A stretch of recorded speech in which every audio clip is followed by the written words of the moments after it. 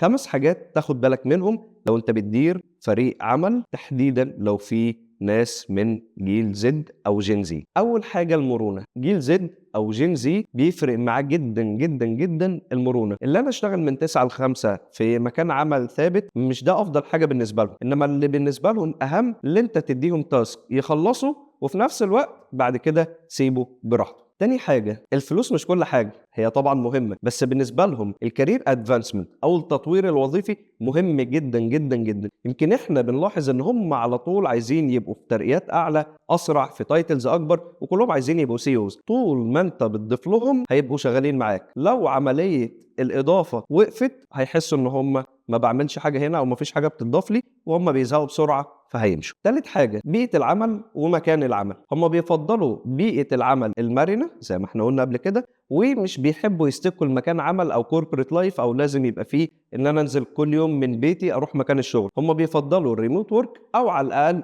الhybrid work. يعني إيه؟ يعني خصّص لي من يومين ل3 من المكتب أو يومين ل3 من البيت. ده بالنسبة لهم بيوفّر ليهم balance في حياتهم.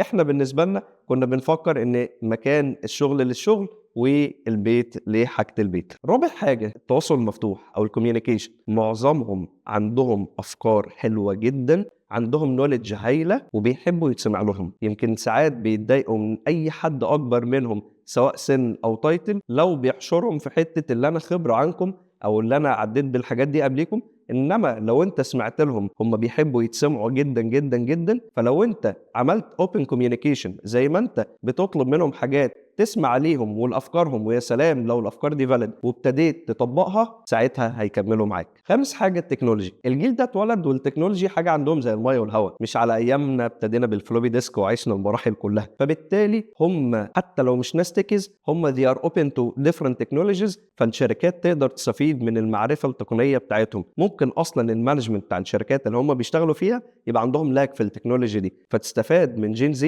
في عملية التكنولوجي والsystems والflow بتاع الشغل عن طريق الtech. لو أنت أخدت بالك من ال5 حاجات اللي اتكلمنا فيهم، هتوصل لأفضل way اللي أنت تmanage أو تشتغل مع فريق عمل مكوّن من Gen Z. إحنا كمان حاليًا في Hired بنقدّم للcorporate how to manage Gen Z at workplace. لو أنت عندك managers مش عارفين يتواصلوا أو يديروا فريق عمل مكوّن من Gen Z، ابعت لنا والtraining team هيتواصلوا معاك عشان نشوف أفضل training للمديرين عندك.